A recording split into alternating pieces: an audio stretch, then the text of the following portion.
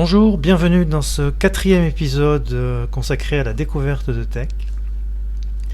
Alors, la dernière fois, nous avons appris à définir des macros qui n'avaient pas d'arguments. Et bien, dans cet épisode, on va essayer de monter à la marche supérieure et définir des macros qui peuvent lire des arguments et s'en servir par ailleurs.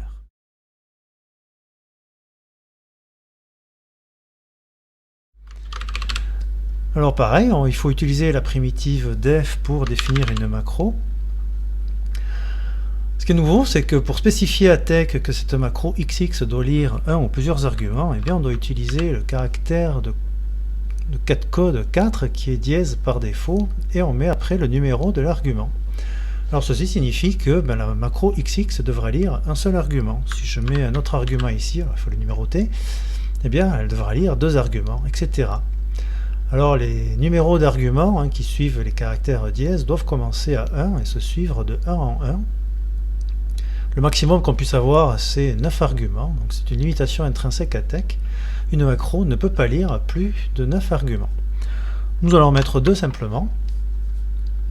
Et puis dans le texte de remplacement de la macro, je vais les mettre en évidence, les arguments. Je vais mettre l'argument 1 entre crochets et je vais faire pareil pour l'argument 2. Voilà. Alors après que cette ligne ait été exécutée, la macro est définie, TeX sait qu'elle doit lire deux arguments, et après je peux m'en servir autant de fois que je veux plus tard.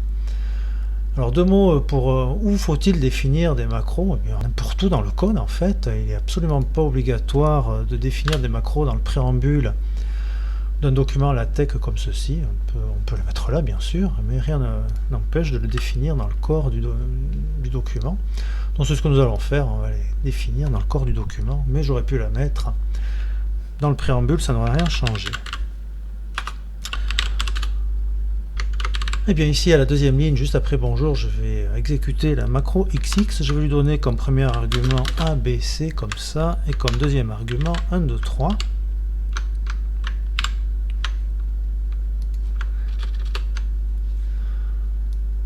Bon, on obtient, alors bon, ici l'espace entre bonjour et argument provient du retour chariot que j'ai fait ici, qui se comporte comme un espace. Donc cet espace ici, elle provient du retour chariot là. Et bien le texte de remplacement de la macro, voilà, on a bien le premier argument entre les deux premiers chevrons qui est ABC, et le deuxième argument entre les chevrons suivants qui est 1, 2, 3. Alors qu'est-ce qui est réalisé exactement quand la macro XX est exécutée ici? Eh bien elle aussi, cette macro et ces deux arguments vont être remplacés par quelque chose. Ce qu'il faut bien comprendre, c'est que les arguments ils sont lus à ce moment-là, bien sûr, ils ne peuvent pas être lus là, puisque quand elle est définie, on ne sait pas quels vont être les arguments. Donc en fait la macro XX, comme elle admet deux arguments, eh bien TeX va lire les deux arguments, de toute façon. Lire, c'est-à-dire tokeniser, les transformer en tokens, c'est-à-dire par exemple cette lettre A sera transformée en le token petit a, c'est-à-dire le caractère petit a assorti de son code de catégorie qui est 11 ici, cet espace ce sera la catégorie 10, etc. et ainsi de suite pour chaque token qui compose chacun des arguments. Une fois que les arguments sont lus, ils sont mis dans un coin de la mémoire, et le texte de remplacement ici, eh bien, tient lieu de remplacement de tout ça, et TeX ne fait qu'insérer à la place des arguments qui sont numérotés dans le texte de remplacement, eh bien les arguments qui ont été tokenisés. C'est-à-dire que la tokenisation se fait une seule fois, et après, les tokens qui en résultent sont insérés à la place des arguments dans le texte de remplacement. Alors il faut bien savoir que dans le texte de remplacement, ici, je n'ai absolument aucune contrainte quant au nombre d'utilisation de chaque argument, ni même à l'ordre de chaque argument. Rien n'empêcherait de mettre deux fois l'argument numéro 2,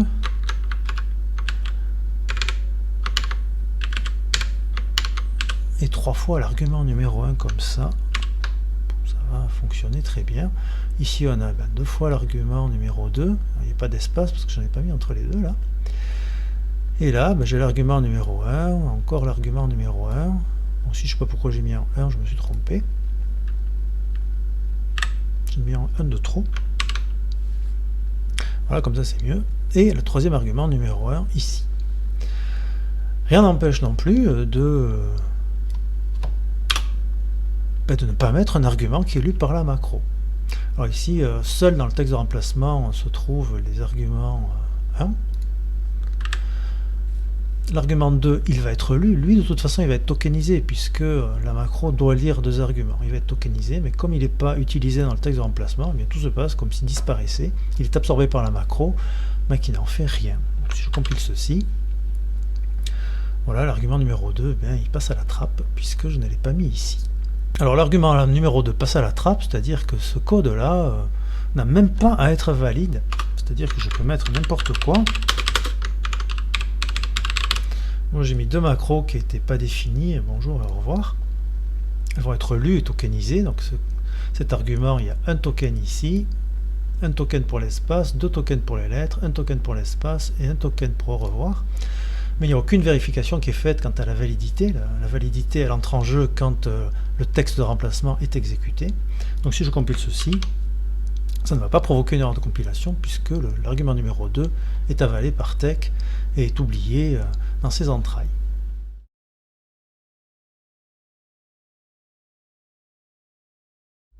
Alors dans les arguments, qu'est-ce qui est permis exactement? Je vais revenir en arrière. Voilà. Donc là j'ai bien les 2 arguments dans le texte de remplacement, donc les codes doivent être valides puisqu'ils vont être exécutés. Alors qu'est-ce qui est permis? À peu près un peu n'importe quoi, hein. Tout token est permis dans les arguments. Il y en a un qui n'est pas permis, c'est lui. Alors, je n'ai pas le droit dans un argument de mettre la primitive par. Si je compile, je me prends une erreur de compilation ici. Bon, c'est une erreur de compilation qu'on connaît par cœur, hein. C'est quand il y a justement un par dans un argument, on obtient toujours ça. Pourquoi il dit ça? Parce que il trouve que le paragraphe ici, comme la primitive par termine un paragraphe et en commence un autre, il dit que le paragraphe s'est terminé avant que la macro XX n'ait été lue complètement, parce que pour lui, la primitive par n'a pas à se trouver justement dans l'argument d'une macro. Alors pour permettre à la macro XX d'avoir la primitive par dans ses arguments, eh bien il faut faire précéder l'assignation ici, la définition de x de la primitive longue. Alors la primitive longue, elle dit simplement à la macro XX que dans ses arguments, tu as le droit maintenant d'avoir la primitive par. Maintenant, si je compile, bon, il n'y a pas d'erreur de compilation déjà, et on a bien l'argument numéro 1 qui est composé de A, B. Alors ici, j'ai le paragraphe qui a été exécuté. Là, un nouveau paragraphe est commencé ici, ça c'est la fin de l'argument 1, et l'argument 2 est composé normalement. Alors, il y a une petite astuce, si jamais on ne peut pas définir une macro longue comme ça, c'est-à-dire que si elle est courte, mais il y a une astuce, c'est qu'au lieu de mettre par, on va mettre un truc qui est équivalent, qui s'appelle ngraph. Alors qu'est-ce que c'est ngraph? Ngraph, c'est une macro qui est définie comme ceci dans le noyau tech et dans le noyau LaTeX. Voilà ce qui est écrit quelque part dans le noyau tech ou LaTeX, dans les deux d'ailleurs. Mais avec let, c'est-à-dire que c'est juste une copie en fait, et bien la primitive par, elle est copiée dans la séquence de contrôle ngraph. Du coup, ngraph, enfin en réalité, c'est une primitive copie en quelque sorte. Sauf que tech, il n'y voit que du feu, parce que lui, ce qu'il cherche, c'est la macro par, par, et ngraph, ça ne correspond pas à par, même si c'est la même chose quelque part. Donc cette fois-ci, là, ça va faire comme si c'était par, et sans erreur de compilation. Alors je vais enlever ceci, parce que ça, c'est déjà compris dans le noyau LaTeX. Je compile ceci, mais j'obtiens la même chose que tout à l'heure. Ici, on a le par qui a été exécuté, qui est en réalité ngraph. Et on obtient la même chose que tout à l'heure, comme si j'avais mis par avec une macro longue. C'est une petite astuce qui permet de mettre par sans que tech n'y voit que du feu. Il faut savoir que les macros qui sont définis par LaTeX, quand on met new command, je vais mettre 3x comme ça. Alors la syntaxe de LaTeX est un peu particulière, le nombre d'arguments se trouve trop crochet, donc si je mets un argument comme ça, bon, j'aime juste l'argument, je l'ai fait recracher simplement, et bien par défaut, la macro new command, alors par derrière bien sûr c'est def qui est exécuté, Bien, la macro qui est définie ici, elle est longue. C'est-à-dire qu'en fait, ce qui est invoqué, c'est long-def, et non pas def. Donc en fait, quand on définit une macro sous la text avec new command, eh bien, on la définit longue. Pour la définir courte, c'est-à-dire sans longue devant le def, il faut mettre une étoile comme ça. New command étoile. Eh bien, ça demande à ce que la macro soit courte, c'est-à-dire qu'elle ne soit pas longue. Bon, j'arrête là, puisqu'on parle de tech, on ne va pas parler de la tech. Voilà pour les macros courtes et longues.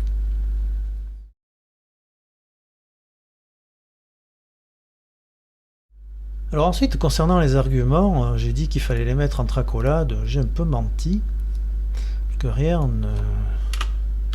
n'empêche de mettre des arguments qui ne sont pas entre accolades.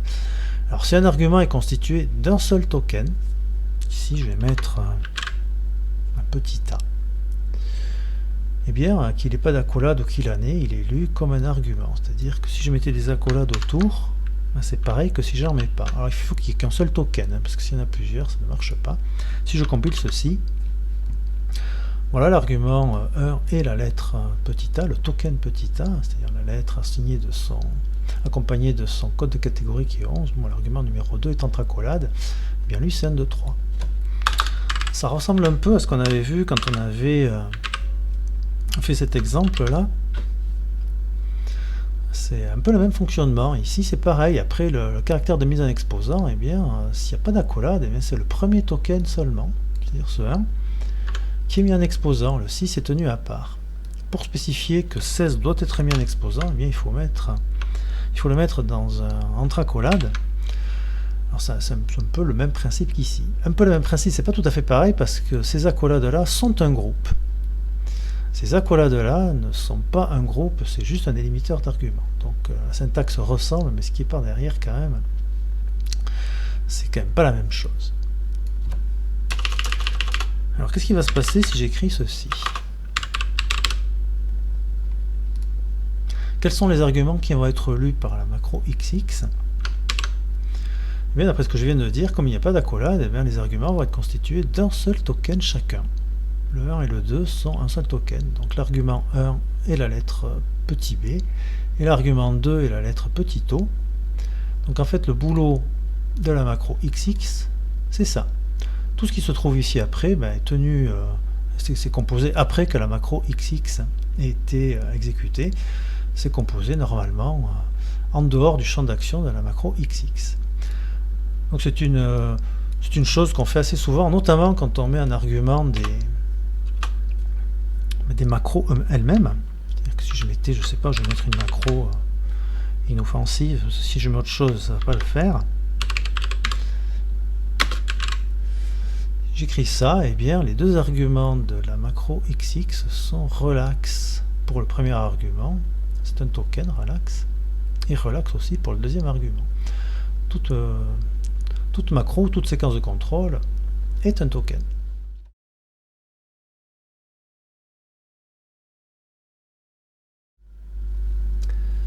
Une dernière chose concernant les lectures d'arguments par tech. Alors je vais revenir où j'avais mis tout à l'heure bonjour comme ça, suite là. Alors on avait vu que quand des arguments étaient constitués d'un seul token, ils étaient lus comme des arguments, même s'ils étaient sans accolade. Alors que va-t-il se passer si je mets un espace entre le B et le O comme ceci? Alors la logique voudrait que le premier argument soit B, le deuxième argument qui est ce token là soit l'espace. Mais si je compile, on voit que ce n'est pas ainsi que ça se passe. Le deuxième argument, malgré l'espace qui est entre le B et le O, eh bien le deuxième argument est le O. En fait, c'est une règle de tech concernant la lecture des arguments. Lorsque tech lit des arguments, eh bien il ignore les espaces entre les arguments. C'est comme ça. Pour qu'un espace soit lu comme un argument, il faut le mettre entre accolades comme ceci. Alors cette fois-ci, oui, il va être lu comme un argument. D'ailleurs, je vais compiler. Voilà, le premier argument est bien B, et le deuxième argument, eh bien, c'est l'espace que j'ai mis entre accolades, et les lettres restantes sont composées à la suite normalement. Alors cette règle, elle s'applique évidemment même si les arguments sont entre accolades. Si je laisse un espace entre deux arguments, comme ceci, et bien de la même façon cet espace est ignoré. Le deuxième argument de toute façon c'est 1, 2, 3 ici entre accolades. Voilà une règle de lecture d'arguments qu'il faut avoir à l'esprit. Et puis dernière petite chose, eh bien un argument peut tout à fait être vide. Si je compile, eh bien entre les deux chevrons de l'argument 1, j'ai rien du tout. En fait, tout se passe comme si dans le texte de remplacement, ceci n'existait pas.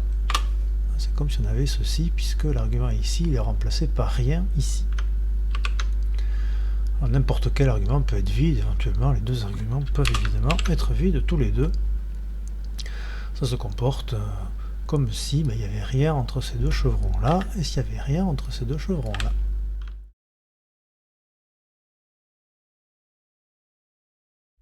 On n'a pas encore tout à fait fini, il nous reste un point sacrément technique à voir maintenant. Toujours concernant les arguments des macro-instructions, c'est que il y a deux moments où le code est tokenisé et est mis en mémoire par TEC. Ici, dans cette ligne, le texte de remplacement est tokenisé à ce moment-là. Puis, quand la macro, plus tard, est exécutée, eh bien les deux arguments qui sont là sont tokenisés à ce moment-là. Et donc, entre les deux moments, bien entendu, le régime de code peut varier. Alors, ce que je vais faire, je vais juste faire lire un seul argument à la macro XX.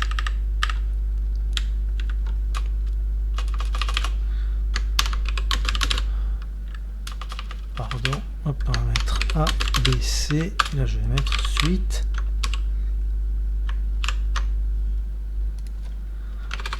Bon, il n'y a aucune surprise quant à ce qu'on obtient, bien sûr, on obtient l'argument ABC entre chevrons, comme on attend ici. Alors, ce que je vais faire, c'est que je vais ouvrir un groupe.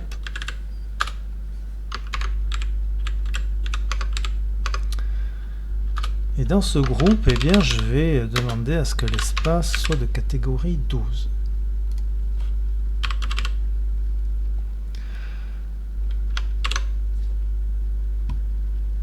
Voilà, alors on obtient bien l'argument 1 ici, avec un espace de catégorie 12. Tout simplement parce que quand la macro ici est exécutée, c'est-à-dire à ce moment-là, eh bien l'espace a comme catégorie 12, et c'est à ce moment-là seulement que l'argument est tokenisé, il est lu. Et l'espace ici, donc, a sa catégorie de 12, c'est pour ça qu'il est remplacé par un dessin de caractère dans le texte de remplacement de la macro. Alors ce qu'on peut essayer de faire, on va essayer de définir une macro qui s'appellerait visible space, qui lirait un seul argument, et on va essayer de lui faire composer cet argument avec des espaces rendus visibles comme là. Alors on pourrait faire comme ceci,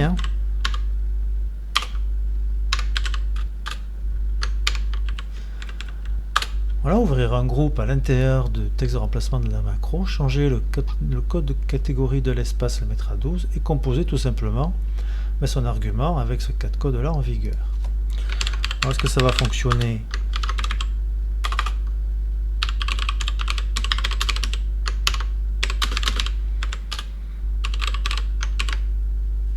Non.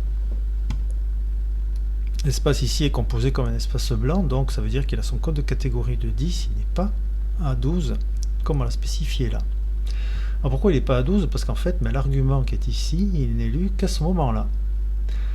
Quand la macro ici va être exécutée, et quand la macro est exécutée ici, eh bien l'espace a son code de catégorie de 10, dans tout ce code-là, l'espace a son code de catégorie de 10. C'est pour ça qu'on obtient des espaces blancs entre les lettres et non pas des espaces visibles. Là, il y a un petit souci ici, c'est qu'il y a trop d'espace entre le bonjour et le texte de remplacement de la macro. C'est parce qu'ici il y a un retour chariot là, qui est vu comme un espace, donc on va le commenter. En fait, c'est les fins de ligne qui posent problème, les retours chariots sont compris comme des espaces. Ici, ce retour chariot qui est là est compris comme un espace, mais en fait lui il apparaît pas parce que 12 est lu comme un nombre. Et après en nombre, l'espace s'est absorbé. Donc lui, ce retour chariot, il est absorbé avec le nombre. Il y a un espace parasite ici. Il y a un espace parasite ici. Voilà, comme ça c'est collé, c'est bien. Bon, ça ne règle pas du tout notre problème, ça reste toujours la même problématique, c'est que l'espace a toujours sa catégorie de 10. Alors comment s'y prendre pour que l'argument de la macro soit lu sous un régime de 4 codes de 10? Eh bien, il faut s'y prendre en 2 fois.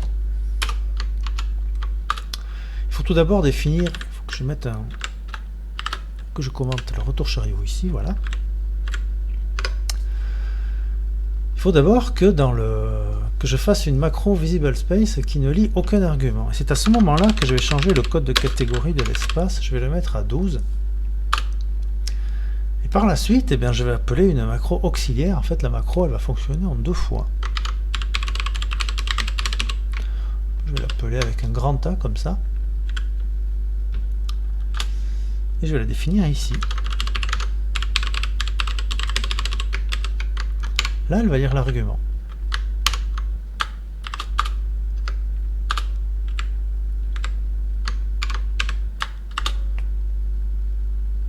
Voilà.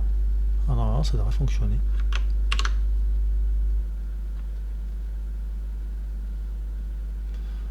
Pas du tout.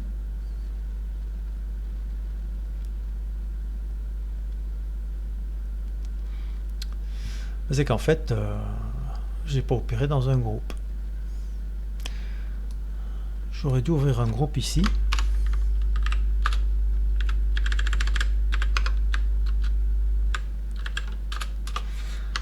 Et le fermer ici.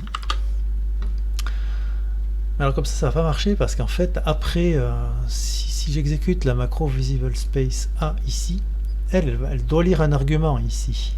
Il n'y a rien. En fait, ce qu'il y a, c'est une accolade fermante et elle va essayer de lire l'accolade fermante. Et bon, ça va se prendre une erreur de compilation, ça c'est sûr et certain.